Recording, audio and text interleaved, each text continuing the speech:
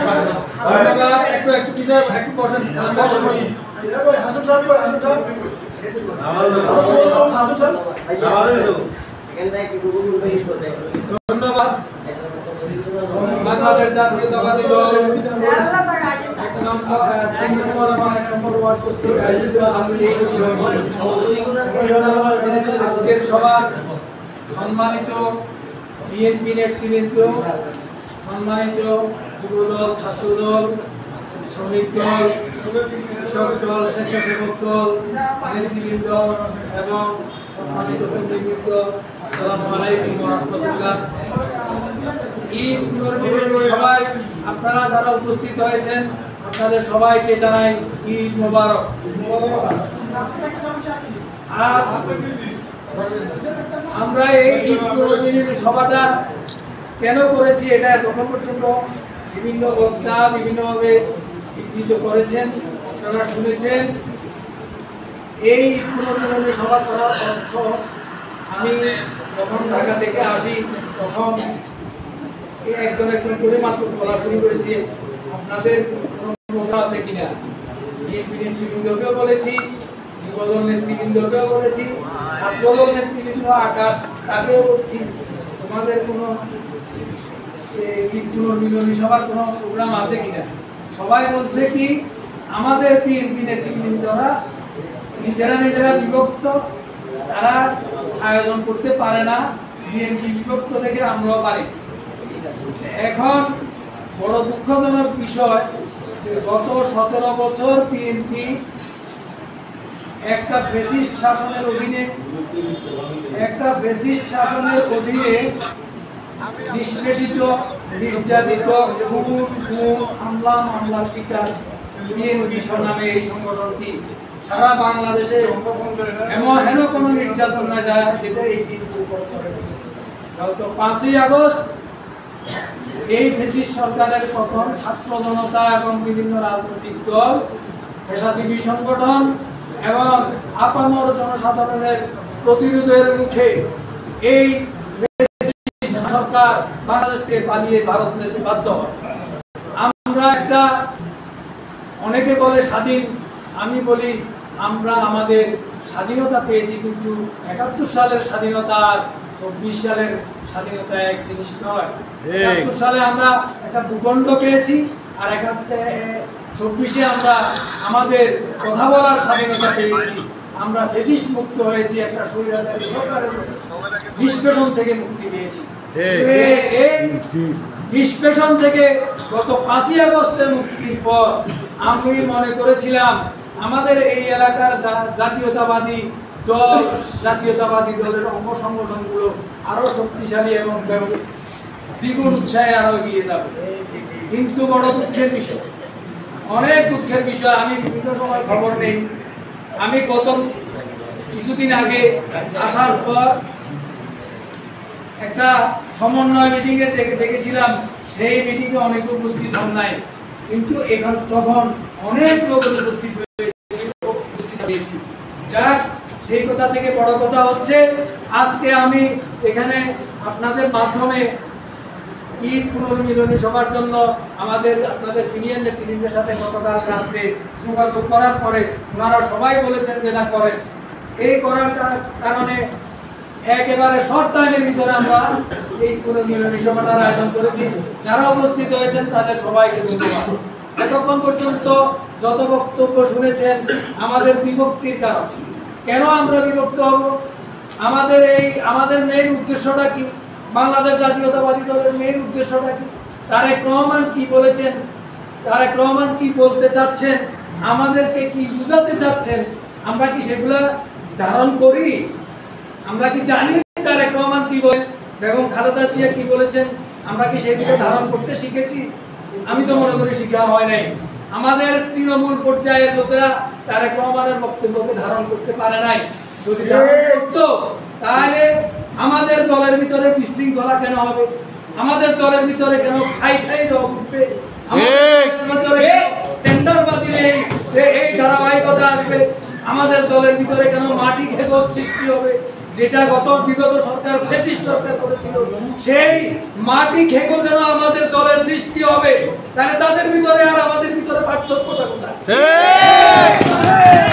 আমাদের পার্থক্য তো তাদের সাথে এক হওয়ার কথা নয়। আমরা তো ইস্পাত কঠিন ঐক্য থাকার কথা। শহীদ জিয়া রহমান বাংলাদেশ জাতীয়তাবাদী দল কেন সৃষ্টি করেছিলেন?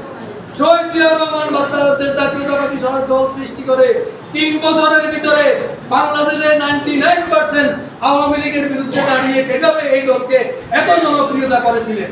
তার কারণ উনি দুর্নীতিমুক্ত একটা শাসন ব্যবস্থা দিয়েছিলেন। দুর্নীতিমুক্ত, স্বজনপ্রীতিমুক্ত। স্বজনপ্রীতি বুঝেন?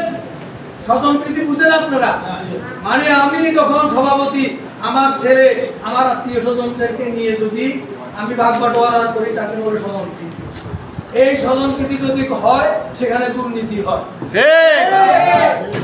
আমাদের নেতা শহীদ জিয়াউর রহমান তার শাসনামলে তার স্ত্রী, তার ছেলে, তার মেয়ে, তার ছেলে এবং তার আত্মীয় স্বজন তার কাউকে তার ক্ষমতার আশেপাশে ভিড়তে দেয় নাই। উনি শাসন করতে পেরেছিলেন।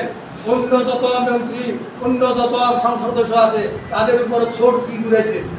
এই জন্য দুর্নীতিমুক্ত শাসন ব্যবস্থার কারণে শহীদ জিয়ার দল 3 বছরের মাথায় সারা বাংলাদেশে ব্যাপক সংখ্যাগরিষ্ঠতা অর্জন করেছে। খালেদা জিয়ার শাসন 90-এর সেই উত্তাল গণ আন্দোলনের মাধ্যমে আমাদের দেশ নেত্রী, আপসহীন দেশ নেত্রী, আপসহীন কথাটা বুঝেন? উনি আপসহীন থেকে এই এরশাদের অধীনে নির্বাচন না করে 91 সালে গণ অভ্যুত্থানের মাধ্যমে এই শেখ হাসিনাকে পতন ঘটিয়ে 91 সালের ছাত্ররা ইস্পাত কঠিন ঐক্যের মাধ্যমে আমরা এই কাছারি বাজারে আমরা আজকে 1 নম্বর ওয়ার্ড 2 নম্বর ওয়ার্ড করে ঢেলাঢেলি করি। ওই সময় কি 1 নম্বর ওয়ার্ড এবং 2 নম্বর ওয়ার্ড ছিল না? ছিল। 1 নম্বর ওয়ার্ডও ছিল, 2 নম্বর ওয়ার্ডও ছিল। কিন্তু আমরা যারা পলিটিক্স করেছি তখন আমরা এই 5 গ্রামকে কেন্দ্র করেই আমাদের রাজনীতিটা করতাম। আজকে আমরা যখন ইফতার পার্টি করি, আমি বারবার আপনাদের নেতৃবৃন্দকে বলেছিলাম যে আপনারা 5 গ্রাম ওয়াইজ একটা ইফতার মাহফিল করেন কাছারি বাজারে, আপনাদের সংগঠিত ঐক্য সংগঠিত হবে। আমরা যেরকম করেছিলাম, আমাদের ঘুম ছিল না। 91 সালে আমাদের ঘুম ছিল না। প্রতিটা গ্রামের ঘরে ঘরে গিয়ে আমরা মানুষের কাছে গেছি। 1 বার নয়, 10 বার, 15 বার পর্যন্ত গিয়ে মানুষদের, যেখানে জাফর ইমাম তার সত্য প্রতিদ্বন্দ্বী, সেখানে তাকে পরাজিত করতে হবে। আমাদেরকে যেতে হবে। আপনারা বলেন তো কয়জন গিয়েছিলেন এই পর্যন্ত? 5ই আগস্টের পরে গ্রামে কোনো গিয়েছিলেন? আপনারা বলেন। কেউ যায় না। কেউ গিয়েছিলেন কি? না, নাই। না গেলে কি হবে? আপনাদের দল দুর্বল হবে। এই দুর্বলতা থাকার জন্য মনে করিয়েন না আপনারা এই কয়েকজন আছেন, আপনাদের প্রতিদ্বন্দ্বী সংগঠন কিন্তু তারা কিন্তু বসে নাই। তারা তাদের কাজ ঠিক মতো চালিয়ে যাচ্ছে, মহিলাদের মাধ্যমে চালিয়ে যাচ্ছে। ঘরে বসে বাজারে আসে আপনারা ঘুরেন আর আপনার প্রতিদ্বন্দ্বী সংগঠন সংগঠিত হচ্ছে, আপনাদের কোনো খবর নাই। আপনারা মনে করতেছেন নির্বাচন দিলে আমাদেরকে আমাদের নেই জিতে যাবো। ভুল ধারণা। আমাদের ভারপ্রাপ্ত চেয়ারম্যান তারেক রহমান বারবার বলতেছে আমাদের সামনের দিনগুলো খুব কঠিন, আগামী নির্বাচন খুব কম্পিটিশন হবে আমাদের মধ্যে। আপনারা যারা মনে করছেন যে আমরা এমনিই জিতে যাব, ভুল কথা। এত সহজে জিতবেন না। আপনাদের দলের বিরুদ্ধে অনেক ষড়যন্ত্র হচ্ছে। ষড়যন্ত্রগুলোকে মোকাবেলা করার জন্য তারেক রহমান একজন চেষ্টা করে যাচ্ছেন। বেগম খালেদা জিয়া আল্লাহর রহমতে এখন সুস্থতার পথে। আমরা চাই বেগম খালেদা জিয়া এবং তারেক রহমান বাংলাদেশে এসে আসুক। বাংলাদেশে জাতীয়তাবাদের পুনর্জাগরণ হবে ইনশাআল্লাহ। জাতীয়তাবাদী দলকে সংগঠিত করব, সংগঠিত করে আবার আমরা বাংলাদেশে জাতীয়তাবাদী দলের সরকার গঠন করব। আপনারা সবাই এই ইস্পাত কঠিন একটা সুদৃঢ় ঐক্য সৃষ্টি করবেন। আজ থেকে আমি এখানে কি সভাপতিত্ব করার কথা ভাই? না। আমি কি সভাপতিত্ব করার কথা? কেন আমি সভাপতিত্ব করব? আপনাদের ওয়ার্ডের নেতৃবৃন্দরা সভাপতিত্ব করার কথা। নিশ্চয়ই এখানে গেঞ্জাম আছে, নিশ্চয়ই কোনো সমস্যা আছে, দেখি তো আমি আজকে সভাপতিত্ব করেছি। তাহলে এই বিভক্তিটা তো আমি এখানেও পাচ্ছি। আপনাদের ভিতরে মন এখনো খোলা হয় না, মন আপনাদের এখনো সংকীর্ণ।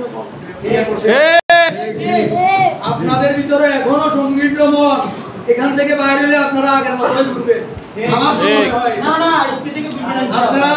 আপনারা আমার সামনে আপনারা বিএনপি নেতৃবৃন্দ যারা আছেন তারা বুকে হাত দিয়ে বলেন আগামী দিন থেকে আমাদের ভিতরে কোনো আর বিভেদ থাকবে না। বলেন ইনশাআল্লাহ। ইনশাআল্লাহ বলেন ইনশাআল্লাহ। আগামীতে আপনারা আগামীতে যত অনুষ্ঠান করবেন, যত সমাবেশ করবেন, সবাইকে একতাবদ্ধভাবে আমি যেন দেখি। আমি বেশি দীর্ঘায়িত করব না, আপনাদের ধৈর্যচ্যুতি হয়েছে, অনেকক্ষণ পর্যন্ত দীর্ঘক্ষণ আলোচনা হয়েছে, আমাদের আর দীর্ঘক্ষণ যাবে না। শুধু আরেকটি কথা বলবো, সেটি হলো ছাত্রদলকে নিয়ে। ছাত্রদলের জন্য একটি কথা আছে, সেটি হলো বিএনপির ব্যান্ড গার্ড বলা হয় তাকে। ছাত্রদল। আমি বারবার বলি যে ছাত্রদলকে আপনারা বিএনপির নেতৃবৃন্দ এখনো স্ট্রং করছেন না, পরবর্তীতে কর্মী খুঁজে পাবেন না, পিছনে কোনো কর্মী থাকবে না।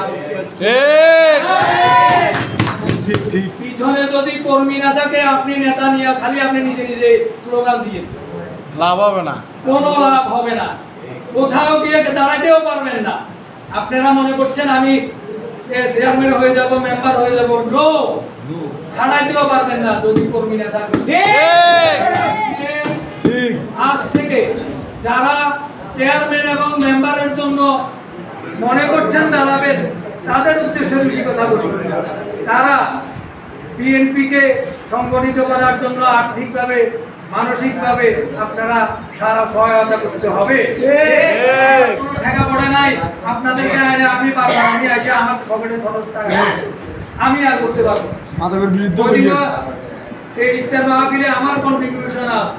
মাদক তো আপনারা যারা মনে করছেন মেম্বার এবং চেয়ারম্যানের ইলেকশন করবেন, তারা অন্য জায়গায় খরচ করবেন, আমাদের এই এলাকায় খরচ করবেন না। প্রকার সঙ্গে বাস করছে।